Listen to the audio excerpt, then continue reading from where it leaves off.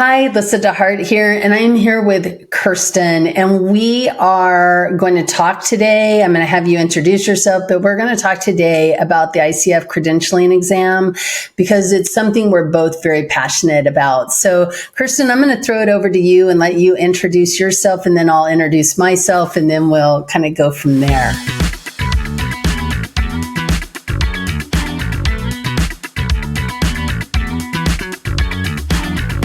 So I'm Kirsten. I am the owner and founder of Solutions Academy and ICF and EMCC accredited coach training school. And I reached out to Lyssa because I think Lyssa's school and our school are the ones that are really producing high quality content on preparation for the credentialing exam. And I've recommended Lyssa's content, and Lyssa's people have also come to our content, and I thought it would be great if we collaborated on talking about the credentialing exam. So that's me. Over to Lyssa. Yeah.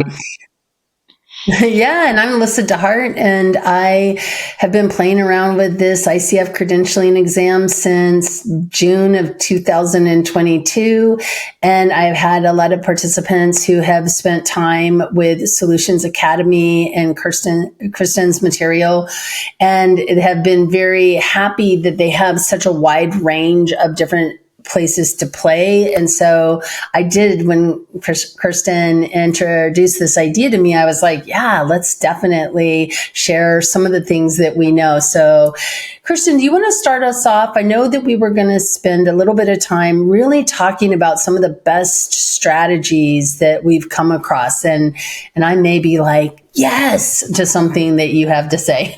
So I think if you are when starting from the beginning, I think it makes a lot of sense to reflect on which environment you are going to be more comfortable in taking the credentialing exam. Some people prefer to be at a test center where they don't have to worry about the technology. They don't have to set up their computer. They don't have to do anything but show up with their documentation and take the test in a controlled environment. Other people get freaked out by the security measures that the Pearson VUE centers take. And there are some who are very strict and very unfriendly. And there are some who are very friendly and nice. There are different experiences. And then these people prefer to take the test on their own computer and just manage the setup of their computers and get rid of any programs that might interfere with the Pearson VUE software. So really reflecting, what kind of test-taking person are you? Are you comfortable with the tech? Are you happy to stay in your own home? Are you happy to deal with the online proctor? Does that reduce your anxiety? Or are you someone who says, oh no, if I get the tech on top of everything, I'm just going to go crazy. So I'll go to a test-taking center. Exactly. So over to Lyssa. Yeah, and I'm just going to piggyback on this a little bit. I've really heard sort of horror stories on both sides. So there have been situations in which you're online at home, you're all prepared to take this exam, you've gone through all the setup and checkpoints and all the things that Pearson recommends. And then something happens and your computer just all of a sudden stops working and your internet goes out and a storm comes through. Or in my case, a tree in the forest falls and takes out my electricity. And so at that point, you are responsible for your technology, and that may cause you to not pass this exam and need to pay the refiling fee to retake the exam because of your technology. I've also heard of situations where people are, waiting at home for their proctor to show up, and maybe waiting for 30 minutes to 45 minutes for the proctor to show up. And then they're kind of off their game, and to the point that Kirsten was talking about with, you want to be in the right headspace for this exam, because this exam is a mental exam as much as it is a comprehension and understanding exam. So I've heard, when you go into a Pearson testing facility or Pearson aligned testing facility, depending on what you have close to you, the tech is all on them. So if the internet goes out or if the computer doesn't work or all of that jazz, that's on them and you don't get dinged for it. So there's some real benefits to going into a testing facility. And on the other hand, there's some real benefits to doing it from home, because in the testing facility, sometimes you've got somebody who is next to you, who is noisy, or the people at the front desk are having a conversation and you can hear them, or any number of different things can happen there. But the reality is, I don't know that there's a perfect place to take this exam. So Pearson does have a little map of your decision tree about how you might decide to go to the testing center or use Pearson View at home. You can also go online very easily and test out your equipment ahead of time, and then double check and then triple check to make sure that your computer and everything works. Another thing that I've heard that I think is a strategy to be really attended to is that sometimes you'll get a very big screen. And so sometimes I've heard having a smaller screen makes a difference. Now, when I went on to the Pearson site to go through what ICF sent us for testing out what the Pearson experience is like, what I discovered was, I'm on a Mac, but Command Plus allowed me to make it as big as possible. So I could see, even though I was on a really big screen, but that may not be 100% the case for you. So definitely, and I'm sure Kirsten has it on her website. I have it on mine. You can very easily go. I've got a link that'll take you directly to that place on the ICF website where you can go and click on the button. We'll put it in the link below this video so you can just find it on the video here and go and test what it's going to look like and feel like when you're taking this exam. You can even drag your answers over to the best and the worst box. It's a great opportunity to play and see how it works with your system, but also get a feel for what it's going to feel like. Hi, Lyssa here. I want to interrupt real quick and just say thank you for being a viewer on this channel. I very much appreciate you being here. And I'd also like to make an invitation to you. I love to meet people and have more one-to-one interactions with them. And to that end, I have a monthly coaching Q&A. We cover all kinds of topics, coaching related, and I would love to invite you, my treat, to that monthly coaching, those monthly coaching sessions.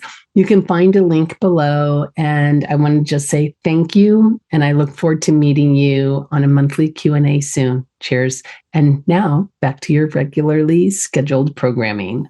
I think what you've mentioned, that this is a mental exam. So apart from deciding where you want to go and take your test, take your credentialing exam, also doing the best of mental and emotional preparation that you can do. And again, this is going to be really different depending on whether you are someone who's always passed tests, has no test anxiety, and just goes. Then your danger is not taking the exam seriously enough. And if you're someone who has test anxiety, which is completely normal, a lot of people have that, then the danger is that you're going to limit your ability to perform on the exam by your anxiety. So in that case, getting a coach, finding out, reflecting, what are good ways of calming yourself down? What can you do to be in the best headspace possible for the exam? Be it go for a run before, go for a run after, meditate, go swimming, whatever you do, dance, whatever you do to put yourself in a really good and confident space, knowing that, yes, I prepared, I can do this, and then just calmly read through the questions, read through the answers, because there is a lot of text. And if we're in a good concentrated space, we will be able to process this text much, much more easily than when we're anxious or overconfident, because you really have to read the text carefully. So however you put yourself in the mental space to do that, think about, how do I usually do that, and then actually go and do it.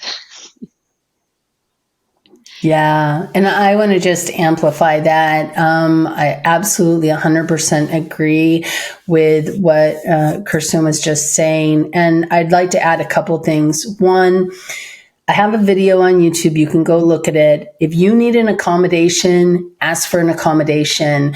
Test anxiety is a real issue. And frankly, if you need extra time, I talk about this a lot longer, so I'm not going to spend a lot of time talking about it, but there is nothing wrong with needing an accommodation. And so whatever it takes for you to let go of this idea that there's something wrong with you if you need an accommodation, 100% truth is I would need an accommodation to take this exam.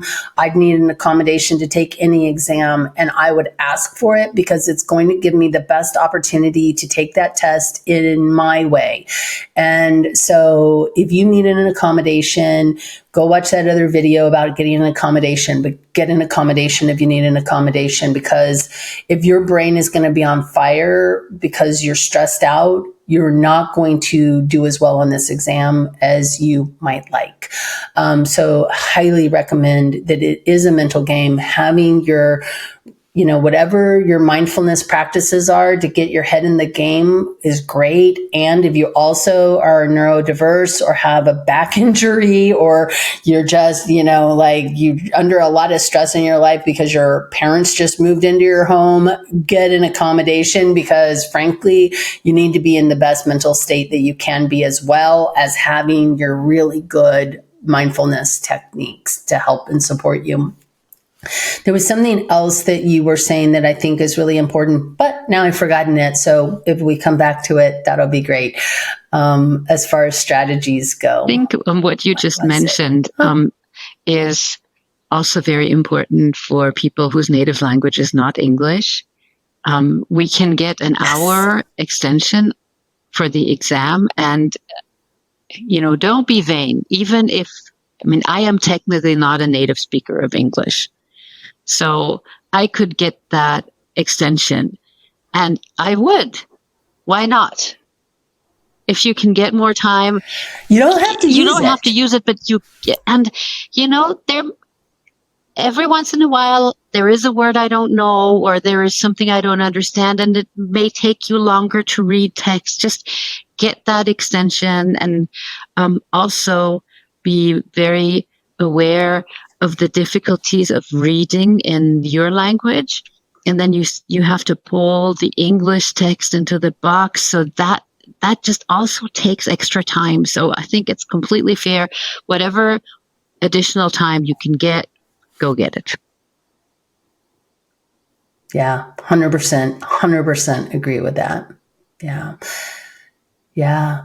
And I'm trying to think of another strategy that I heard that I think is just really a good one. I think for a lot of people, there's a sense of, I wouldn't, you get your answer, you get the scenario. And, this is the other thing that I was not remembering. Now I remember.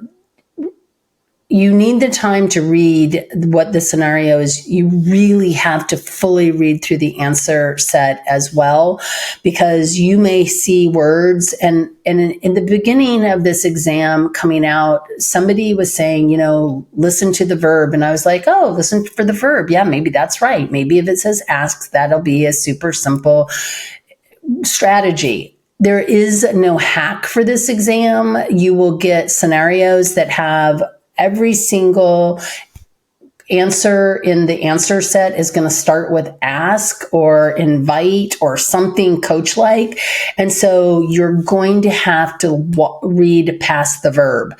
You cannot rely on ask or invite or acknowledge or take a breath to be the thing that is like, that's the coaching response. You have to read what the ask is asking. You have to read what the invite is inviting. You have to read what the acknowledgement is acknowledging. And so don't short cut the answer sets. You have to read them fully. And one strategy that I've heard that you might want to try out in either Lyssa's or our practice exam is read the answers first, so that you are primed when you read the scenario and know what is relevant information in the scenario and what is not relevant information.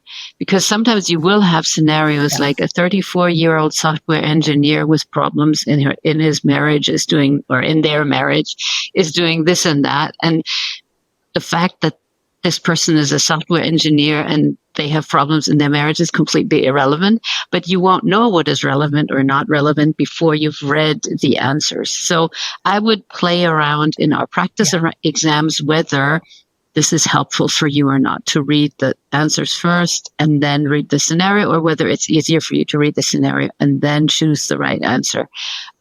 Again, this is not one fix for everyone because, people's minds work differently, but play around with it. Definitely. I mean, that's been a guiding principle for when I talk to people about this exam is I really believe that reading the answer set first is important, mostly because I think it helps you to read through the entire answer set. And that seems to be one of the biggest problems that people have is they get cognitive overload because they've read this long scenario about this engineer and his marital issues and all this other stuff that has no relevance on the answer set whatsoever. And then they get to the answer set and they can't remember what are they even looking for? And they get confused. If you're a neurodiverse person who has a difficult time holding and retaining a lot of superfluous, unimportant information anyway, you've given yourself cognitive load in a way that is not going to ultimately be useful to your successful completion of this exam. So, I definitely have been talking about this read the answers first for 2 years now. So I totally am down with the read the answers first. And to Kirsten's point, it doesn't work 100% of the time for everybody, but it is super useful. And especially in these practice exams, try it, play with it, see what happens.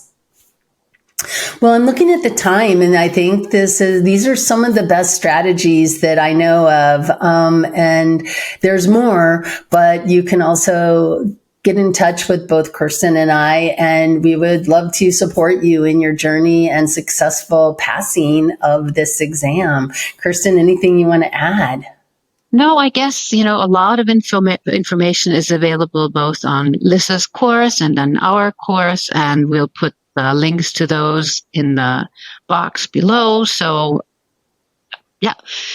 do both. If you really want to be prepared, do both. We talk about test-taking strategies, and there will be another short video on how to prepare for the content that you can also find on our YouTube channels.